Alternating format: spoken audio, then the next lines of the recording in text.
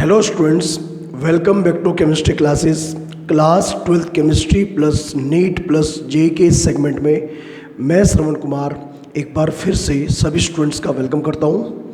बच्चों, आज हमारा क्लास 12th इलेक्ट्रोकेमिस्ट्री का लेक्चर नंबर 16 है। ओके, ये जो हमने आपको लेक्चर नंबर 15 मतलब लास्ट लेक्चर जो हमने आपको प्रोवाइड किया था, उसके अंदर हम लोगों ने पोटेंशियल के रिगार्डिंग कुछ इम्पोर्टेंट पॉइंट डिस्कस किए थे। ठीक है, तो जैसे कि पोटेंशियल को हम लोग कौन से सिंबल से नोट करते हैं, पोटेंशियल कितने टाइप का होता है, उसके बाद एक कैटेगरी के पोटेंशियल को दूसरी कैटेगरी के पोटेंशियल हम लोग कैसे कन्वर्ट करते हैं, पोटेंशियल दोनों साइन का होता है, पोटेंशियल में भी पॉजिटिव और नेगेटिव। उसके बाद जब हम लोग एक कैटेगरी के पोटेंशियल को दूसरी कैटेगरी के पोटेंशियल में कन्वर्ट कर लेते हैं, तो उसके बेस पर हम लोग ये कैसे पता लगाते हैं कि ऑक्सीडेशन पोटेंशियल और रिडक्शन पोटेंशियल कौन कौन सी केमिकल प्रॉपर्टीज़ को या एलिमेंट की कौन कौन सी प्रॉपर्टीज़ को एक्सप्लेन करता है। तो ये सारी इन्फॉर्मेशन हम लोगों ने लास्ट लेक्चर में आप लोग के सामने डिस्कस की थी। ठीक है, ओके। आज के इस लेक्चर में हमें उसी टॉपिक से कनेक्टेड एक छोटा सा टॉपिक है, और टॉपिक क्या, क्वेश्चंस हैं, एग्जाम्पल्स हैं। हमने आपको बताया था कि ऑक्सीडेशन पोटेंशियल के बेस पर हम लोग क्या क्या फाइंड आउट करते हैं और क्या क्या एक्सप्लेन करते हैं ऑक्सीडेशन पोटेंशियल के बेस पर। ठीक ऐसे ही रिडक्शन पोटेंशियल के बेस पर हम लोग क्या क्या फाइंड आउट करते हैं और कैसे कैसे फाइंड आउट करते हैं। ये सारी चीज़ें हम लोग अभी कुछ एग्जाम्पल की हेल्प से आपके सामने डिस्कस करेंगे। ओके स्टूडेंट, तो चलिए हम लोग एक दो एग्जाम्पल लेते हैं और ऑक्सीडेशन पोटेंशियल और रिडक्शन पोटेंशियल के बेस पर हम लोग इन एग्जाम्पल्स को एक्सप्लेन कैसे करते हैं, ये आपके सामने डिस्कस करना है। जैसे क्वेश्चन नंबर 1 ये है, arrange the following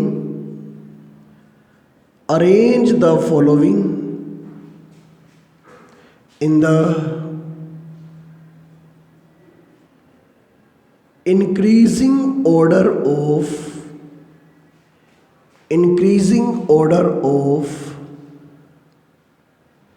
reducing power,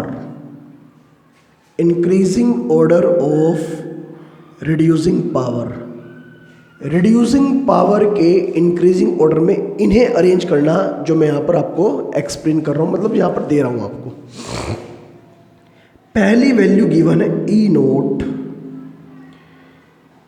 A/A+, value given है 0.99 वोल्ट।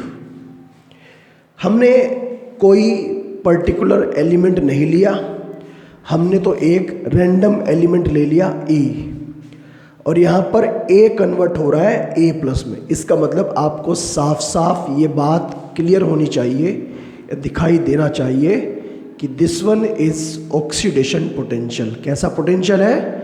Oxidation potential. तो अगर ये ऑक्सीडेशन पोटेंशियल है तो ये इसका मतलब ये ऑक्सीडेशन पोटेंशियल की वैल्यू है। ऐसे ही ई नोट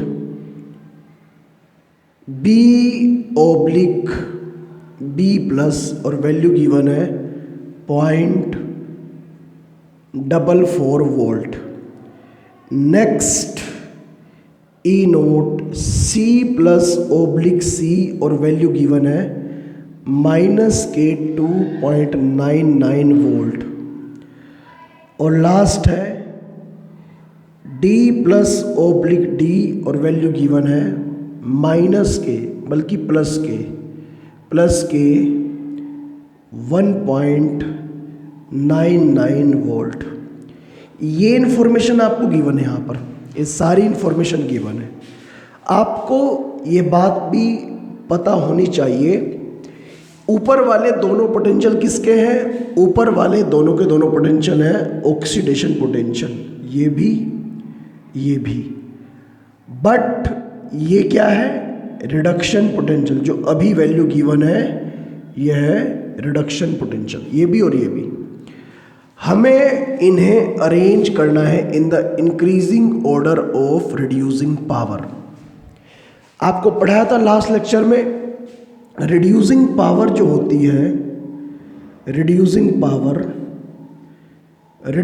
पावर किसी भी एलिमेंट की डायरेक्टली प्रोपोर्शनल टू होती है स्टैंडर्ड ऑक्सीडेशन पोटेंशियल। इसका मतलब हमें इन सभी को एक ही कैटेगरी में कन्वर्ट करना पड़ेगा और उस कैटेगरी का नाम है ऑक्सीडेशन। अब यहाँ पर दो ऑक्सीडेशन के हैं और दो रिडक्शन के हैं, इन्हें कन्वर्ट करना पड़ेगा। कैसे कन्वर्ट करते हैं इन्हें बताया था हमने कि प्रोसेस भी चेंज करना पड़ेगा और साथ साथ साइन भी चेंज करना पड़ेगा। प्लस है तो माइनस, माइनस है तो प्लस। ऐसे ही यहाँ पर प्रोसेस भी चेंज करना पड़ेगा और साइन भी चेंज करना पड़ेगा। अब ये क्या हो गए? ये हो गए ओपी। ओके, अब आपके सामने सारी इंफॉर्मेशन है। इंक्रीजिंग ऑर्डर में अरेंज करना, इसका मतलब सबसे पहले उसे लाएंगे जो सबसे छोटी वैल्यू है। इन सब में सबसे छोटी वैल्यू किसकी है? -1.99। इससे बड़ी वैल्यू कौन सी है? इन सब में इससे बड़ी वैल्यू ये है 0.44। इसके बाद 0.99 और सबसे बड़ी कौन सी है? 2.99। ये इंक्रीजिंग, लेकिन एक्चुअली हमें इनकी वैल्यू को अरेंज नहीं करना, इनके एलिमेंट, वो कौन से एलिमेंट है। तो सबसे छोटी वैल्यू तो आएगी डी की। डी सबसे वीक रिड्यूसिंग एजेंट है, डी। उसके बाद में बी, उसके बाद में बी के बाद में ए, और सबसे बड़ी वैल्यू किसकी है? सी की। मतलब ये है आपका increasing order of reducing power का इंक्रीजिंग ऑर्डर। आप ये भी कह सकते हैं कि D इज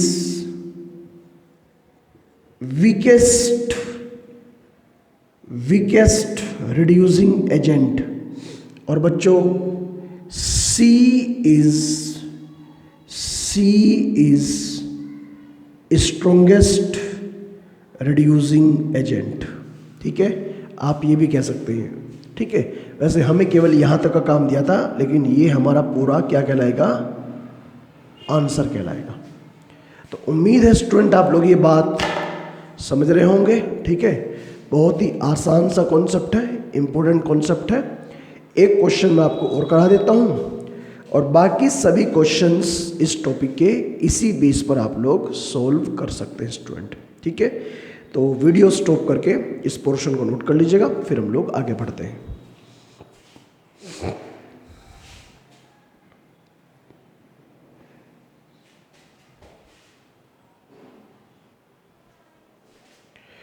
ओके, एक और क्वेश्चन हम लोग ऐसा ही डिस्कस कर लेते हैं बच्चों। इस बार मैं जो यहाँ पर एग्जाम्पल ले रहा हूँ, इस बार ले रहा हूँ ओरिजिनल एलिमेंट्स। और ये ओरिजिनल एलिमेंट्स आपको कहाँ मिलेंगे? ये मिलेंगे इलेक्ट्रोकेमिकल सीरीज़ में। इलेक्ट्रोकेमिकल सीरीज़ एलिमेंट की वो सीरीज़ है जो आपको 12th क्लास की NCERT चैप्टर नंबर 3 जो चल रहा है उसके अंदर भी मिलेगी। 11th क्लास की NCERT जो सेकंड बुक है उसके अंदर चैप्टर नंबर 1 है रेडॉक्स रिएक्शंस, वहाँ भी मिलेगी। एक्चुअली इलेक्ट्रोकेमिकल सीरीज़ एक ऐसी सीरीज होती है जिसमें डिफरेंट टाइप के एलिमेंट्स को अरेंज किया गया है इंक्रीजिंग या फिर decreasing order of electrode potential. Electrode potential के बेस पर अरेंज किया गया है और जनरली किसके बेस पर? SRP स्टैंडर्ड रिडक्शन पोटेंशियल के बेस पर अरेंज किया गया है। तो वहाँ से हम लोग कुछ वैल्यूज़ उठा सकते हैं।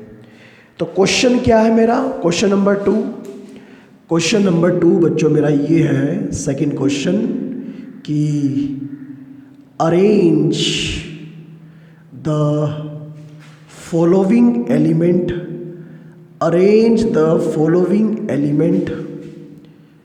elements, arrange the following elements in the order of reactivity. एक तो उन एलिमेंट की रिएक्टिविटी के ऑर्डर में अरेंज करना, reactivity in the increasing order of reactivity, और एक और चीज़ के अकॉर्डिंग मैं अरेंज करना चाहता हूँ। एक तो हो गई रिएक्टिविटी और एक हो गई ऑक्सीडाइजिंग पावर। जैसे रिड्यूसिंग पावर ऐसे ही ऑक्सीडाइजिंग पावर। इन दो वैल्यू के अकॉर्डिंग जो मैं आपको यहाँ पर एलिमेंट दे रहा हूँ, उन एलिमेंट की रिएक्टिविटी और ऑक्सीडाइजिंग पावर के ऑर्डर में आपको क्या करना है, इन्हें अरेंज कर देना है। इलेक्ट्रोकेमिकल सीरीज सबके पास में टेबल है, मेरे पास में भी है टेबल आपको याद तो नहीं करनी है, लेकिन एक बार आपको देख जरूर लेनी है। आपको कम से कम उसके बारे में इतनी इन्फॉर्मेशन तो हो कि वो कौन कौन से एलिमेंट है जो टेबल के टॉप में प्रेजेंट है और जो बॉटम में प्रेजेंट है। मतलब एक तरह से समरी आपको इसकी याद होनी चाहिए। तो यहाँ पर मैं कुछ एलिमेंट ले रहा हूँ बच्चों। एलिमेंट में सबसे पहला एलिमेंट जो मैंने यहाँ पर लिया वो है potassium. E0 K plus convert हो रहा है K में, और इसकी जो वैल्यू है वो है -के 2.93 वोल्ट। उसके बाद में E0 यहाँ पर Mg प्लस के 2/Mg, मैग्नीशियम प्लस के 2 मैग्नीशियम में कन्वर्ट हो रहा है, और वैल्यू यहाँ पर गिवन है -के 2.36 वोल्ट। नेक्स्ट वैल्यू है E0, और नेक्स्ट वैल्यू में यहाँ से उठा रहा हूँ बच्चों किसके लिए, नेक्स्ट वैल्यू में सिल्वर के लिए उठा रहा हूँ। Silver E0 Ag plus /Ag, और वैल्यू गिवन है यहाँ पर सिल्वर के लिए वैल्यू गिवन है 0.80 वोल्ट। और लास्ट वैल्यू में यहाँ पर उठा रहा हूँ क्रोमियम के लिए E0 Cr प्लस के 3/Cr क्रोमियम के लिए, और इसकी वैल्यू है के 0.74 वोल्ट। ये इन्फॉर्मेशन मैंने यहाँ से इलेक्ट्रोकेमिकल सीरीज से डेटा उठा लिया है। यहाँ से आपको इन एलिमेंट को अरेंज करना है सबसे पहले in the increasing order of reactivity, increasing order में अरेंज कर दीजिए, और ऑक्सीडाइजिंग पावर। सबसे पहली बात तो ये सभी बच्चों के लिए कि भाई जो कल हमने पढ़ाया था, जो लास्ट लेक्चर में हमने पढ़ाया था, reactivity is directly proportional to standard oxidation potential.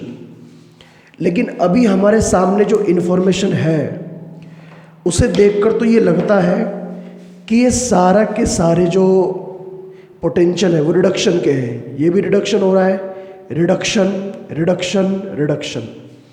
इन सब में रिडक्शन हो रहा है।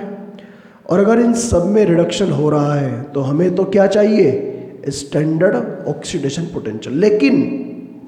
लेकिन आप लोग ऑक्सीडाइजिंग पावर यहाँ से एज सच फाइंड आउट कर सकते हैं। तो सबसे पहले वही कर लेते हैं, तो इसे अभी स्किप करते हैं और दूसरे वाला जो पार्ट है उसे सोल्व करते हैं। एक्चुअली ऑक्सीडाइजिंग पावर जो होती है वो हमने आपको लास्ट लेक्चर में बता रखा है, डायरेक्टली प्रोपोर्शनल टू होती है स्टैंडर्ड रिडक्शन पोटेंशियल के। मतलब जिसका रिडक्शन पोटेंशियल ज़्यादा होगा वो सबसे स्ट्रोंगेस्ट ऑक्सीडाइजिंग एजेंट, और दूसरे वाला जिसका वीक सबसे कम होगा वो सबसे वीकेस्ट। हमें तो इंक्रीजिंग ऑर्डर में अरेंज करना है, तो इन सब में मैं अगर बात करूं, इन सब में सबसे बेटर, सबसे बेस्ट ऑक्सीडाइजिंग एजेंट कौन होगा, सबसे बेस्ट। तो अगर मैं यहाँ पर इनमें से उठाऊं सबसे बेस्ट ऑक्सीडाइजिंग एजेंट कौन होगा, तो सबसे बेस्ट जो होगा वो कौन होगा, ये होगा सिल्वर Ag+। ठीक है। अच्छा, सबसे वीक कौन होगा, का सबसे वीक होगा ये ऑक्सीडाइजिंग एजेंट। समझ गए बात को स्टूडेंट, सबसे वीक ऑक्सीडाइजिंग एजेंट, क्योंकि सबसे बड़ी वैल्यू उसकी। ठीक है, ओके, ये सबसे वीक और ये सबसे स्ट्रॉन्ग। तो इंक्रीजिंग ऑर्डर के अकॉर्डिंग स्टैंडर्ड रिडक्शन पोटेंशियल के बेस पर सबसे पहले नंबर पर आएगा K+, ये आता है K+, के बाद में आएगा Mg+K2, इससे बड़ी वैल्यू उसकी है। इससे बड़ी वैल्यू Cr+K2 की है, +K3 की, और सबसे बड़ी वैल्यू किसकी है बच्चों, Ag+ की।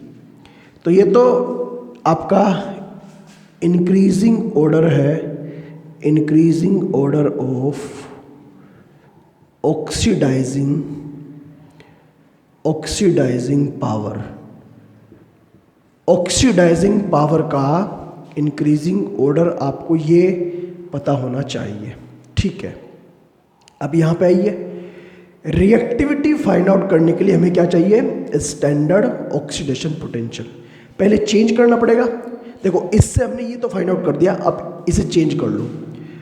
साइन और प्रोसेस दोनों चेंज करने पड़ेंगे, साइन और प्रोसेस दोनों चेंज करने पड़ेंगे, साइन और प्रोसेस दोनों के दोनों चेंज करने पड़ेंगे। ये बात आप लोग हमेशा ध्यान रखें। अब देख लीजिए किसकी वैल्यू सबसे छोटी है। सबसे छोटी वैल्यू जो यहाँ पर दिखाई दे रही है मुझे, Ag, मतलब इन सभी में सिल्वर सबसे कम रिएक्टिव है, लीस्ट रिएक्टिव है सिल्वर। इससे ज़्यादा रिएक्टिव कौन है, इससे ज़्यादा रिएक्टिव क्रोमियम। क्रोमियम से ज़्यादा रिएक्टिव कौन है, क्रोमियम से ज़्यादा रिएक्टिव कौन है, मैग्नीशियम। और सबसे ज़्यादा रिएक्टिव कौन होगा, पोटाशियम। ये होगा आपका increasing order of chemical reactivity. ठीक है, आप लोग 10th क्लास में तो ऐसे ही याद किया करते थे।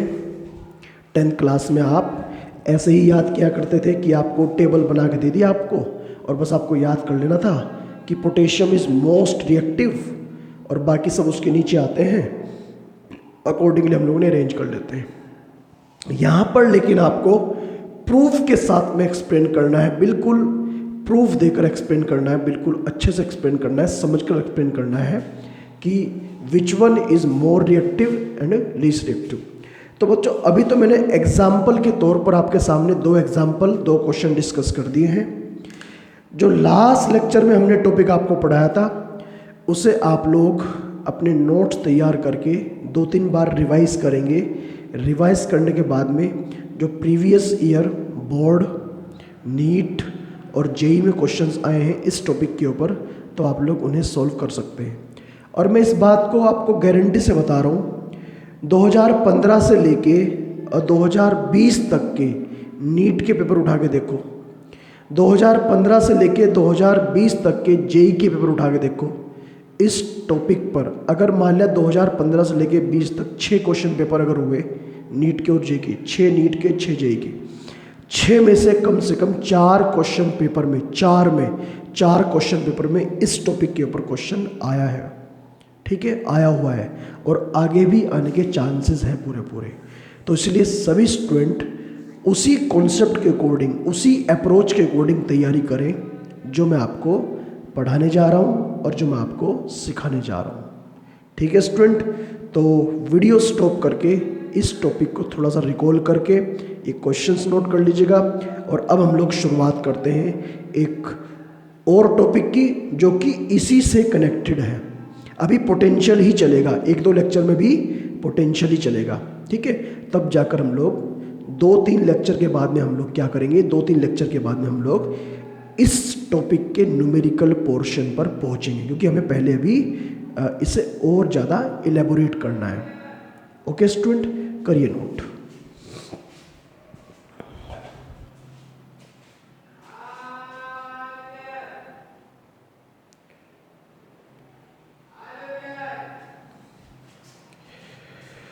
ओके स्टूडेंट, तो उम्मीद है ये जो आपका टॉपिक हमने आपके सामने डिस्कस किया है ये आप लोगों ने अच्छे से नोट कर लिया होगा। और अब मैं आप लोगों के सामने एक और टॉपिक है, और वो भी टॉपिक इसी से कनेक्टेड है, पोटेंशियल के रिगार्डिंग ही टॉपिक है। ठीक है, जब तक टॉपिक चेंज नहीं होगा तब तक हम लोग इस टॉपिक को ही इलेबोरेट करते रहेंगे। क्या है टॉपिक? टॉपिक का नाम ये है कि हम लोग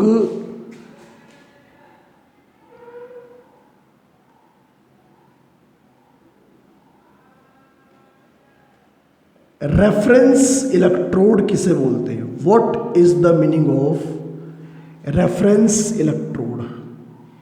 ये रेफरेंस इलेक्ट्रोड क्या होता है? ठीक है, रेफरेंस इलेक्ट्रोड हम लोग किसे बोलते हैं बच्चों? देखिए बच्चों, रेफरेंस इलेक्ट्रोड हम लोग उस इलेक्ट्रोड को बोलते हैं जिस इलेक्ट्रोड को स्टैंडर्ड मानकर, जिस इलेक्ट्रोड को ज़ीरो मानकर, जिस इलेक्ट्रोड को एक पैरामीटर मानकर हम लोग बाकी सभी इलेक्ट्रोड का पोटेंशियल फाइंड आउट कर सकते हैं। मैं फिर रिपीट कर रहा हूँ, reference electrode is that electrode by which we can find out the potential of other electrode. ठीक है, by using that as a standard. उसे हम लोग एज ए स्टैंडर्ड यूज़ करेंगे, उसे स्टैंडर्ड मानना पड़ेगा, और जब उसे हम लोग स्टैंडर्ड मान लेंगे, उसे हम लोग स्टैंडर्ड कंडीशन कर लेंगे, कंसिडर कर लेंगे, तो बाकी सभी इलेक्ट्रोड के पोटेंशियल हम लोग फाइंड आउट कर सकते हैं। एक्चुअली प्रॉब्लम क्या है? एक्चुअली प्रॉब्लम ये है, किसी सिंगल इलेक्ट्रोड का पोटेंशियल, जैसे या तो एनोड या कैथोड, हमेशा किसी भी सिस्टम के अंदर, किसी भी सेल के अंदर दो पोटेंशियल तो होते ही, दो इलेक्ट्रोड तो होते ही होते हैं। इनमें से एक तो काम करता है एज ए एनोड और एक काम करता है एज ए कैथोड। अगर आप कहने लगे कि सिंगल इलेक्ट्रोड फिट करिए और सिंगल इलेक्ट्रोड फिट करने पर इसका पोटेंशियल पता लगा लीजिए, तो मैं कहूँगा कि potential of a single electrode can not be find out. किसी सिंगल इलेक्ट्रोड का पोटेंशियल हम लोग फाइंड आउट नहीं कर सकते।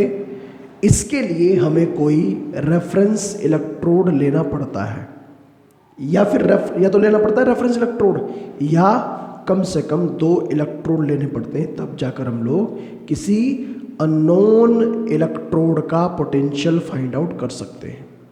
तो उसी को हम लोग बोलते हैं रेफरेंस इलेक्ट्रोड। जनरली हमारी इलेक्ट्रोकेमिकल सीरीज में अगर आप वो पूरी टेबल को ध्यान से देखें तो टेबल के लगभग मिड में या मिड से थोड़ा सा ऊपर नीचे, मैं फिर रिपीट कर रहा हूँ, हमारे जो इलेक्ट्रोकेमिकल सीरीज है उस टेबल के लगभग मिड पॉइंट पर, उस टेबल के मिड पॉइंट पर हाइड्रोजन दे रखा है।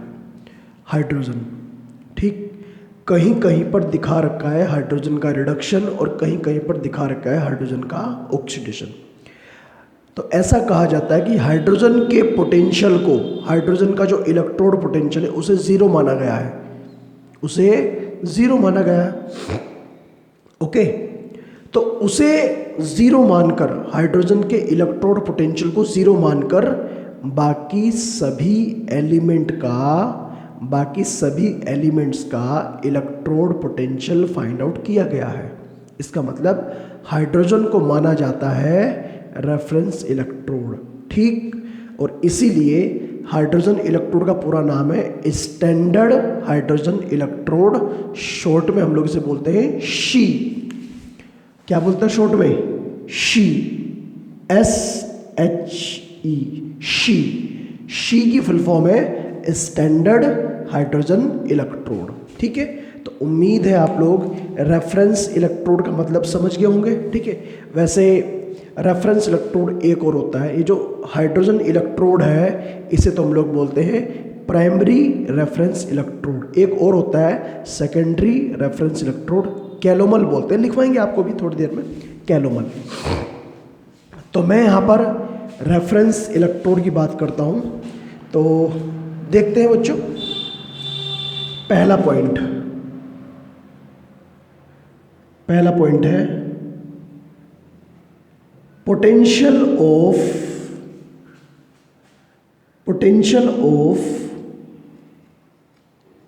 Single electrode. Potential of single electrode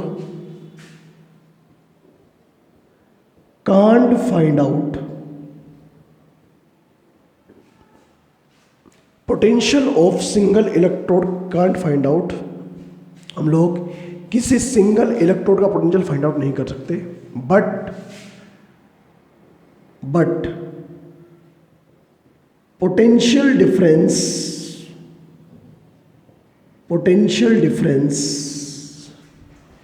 between two electrodes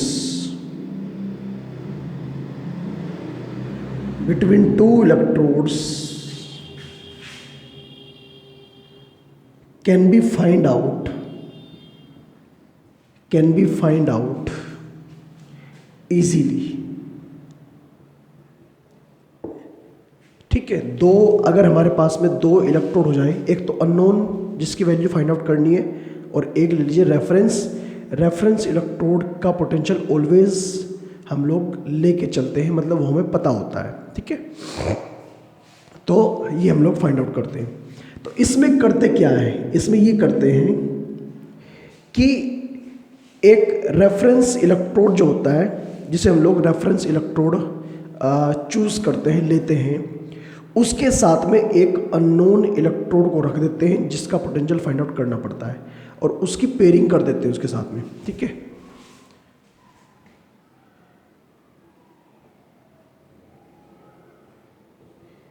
a reference electrode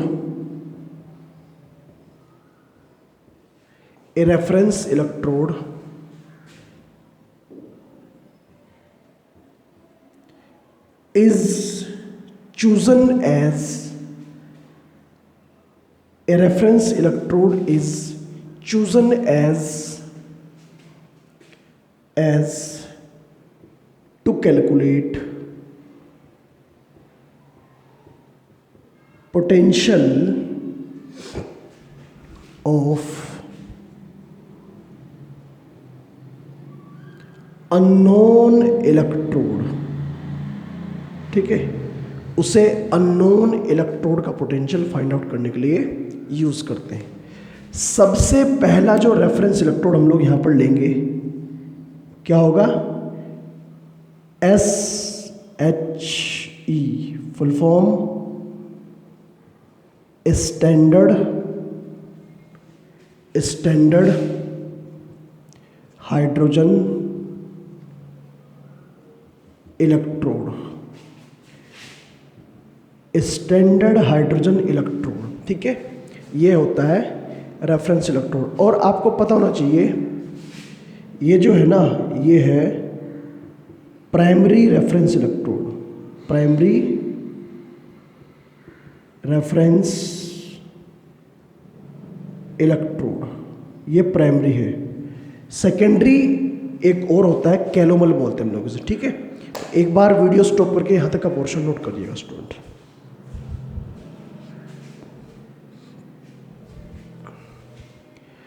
okay student, तो आज के लेक्चर को तो हम लोग कंप्लीट करते हैं यहीं पर। नेक्स्ट लेक्चर की शुरुआत हम लोग यहीं से करेंगे और अपनी बात को थोड़ा थोड़ा धीरे धीरे करके आगे बढ़ाएंगे स्टूडेंट। ठीक है, क्योंकि आज के लेक्चर में इतना टाइम नहीं बचा कि इसका डायग्राम, इसकी रिएक्शन, सारी चीज़ें कंप्लीट की जाए। तो अभी आप लोग इस बात को यहीं तक नोट कर लीजिए, हम लोग बढ़ते हैं आगे। तो आज के लिए इतना ही। Thank you, all the best.